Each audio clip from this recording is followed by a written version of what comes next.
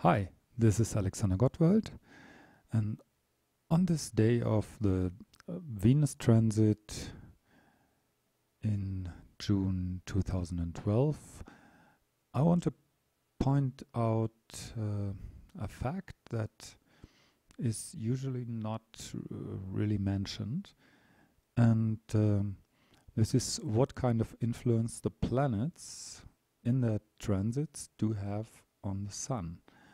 And as I said, that this stunning beauty of the dance of Venus can lead to some kind of delusion, being represented by this Pisces ascendant, and down here this Jupiter in late Taurus. And so let's have a look. There are some videos on YouTube where you find the form of this dance and how Earth and Venus and Sun in this dance form a pentagram and a 5-petaled rose. And so you can get, of course, very fascinated with these mathematical forms and with the beauty and perfection we can find in creation. And, well, while this is being visible, while we can see this, we can also take a look at what scientists have found out about the consequences of planets coming near the Sun. And this is especially Venus and Earth, but also Mercury and Jupiter.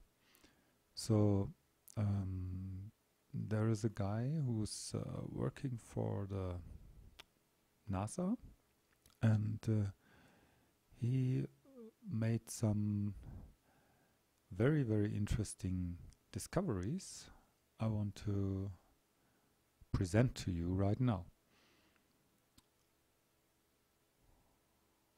All right.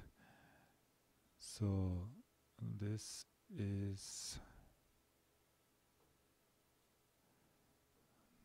the article. And it says that constellations of planets Mercury, Venus, Earth and Jupiter are influencing the Sun's activity.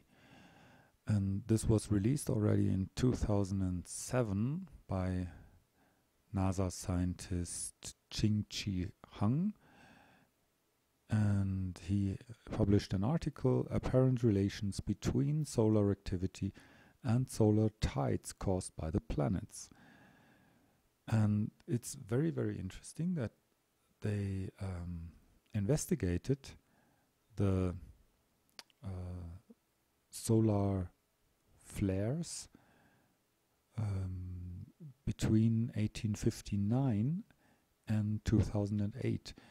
And they say that 25 out of 28 of the huge eruptions from the Sun took place exactly when one of the planets, Mercury, Venus, Earth or Jupiter, had their minimal distance to the Sun.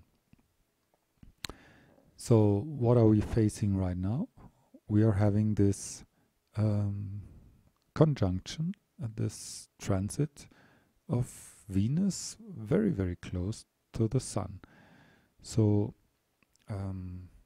there is a huge probability that the Sun's activities are going to rise during these days. And this is very, very important to understand. And the point is that they found out that each 7 years there is sort of a conjunction between all those 4 planets, Mercury, Venus, Earth and Jupiter. And if you put all those dates into a diagram and look at the correlation to the sun spots and those sun flares, you find out that there is a strong correlation. And what is also very, very interesting is that there is this what they call a destructive interference, and this means that there is a reduction of sunspots, and we are already in a phase in time with this reduced number of sunspots. So if people talk these days a lot about sunspots and sun eruptions, well, we are in those 11 years of a sun's cycle. We are at the point where there should be a maximum, but it's not as strong as it could be. And this has a lot to do with the oscillation and the phase difference. And this is sort of the maximum phase difference in between those planets coming close to the sun. And so the probability is very high that we will see a lowered number of sunspots.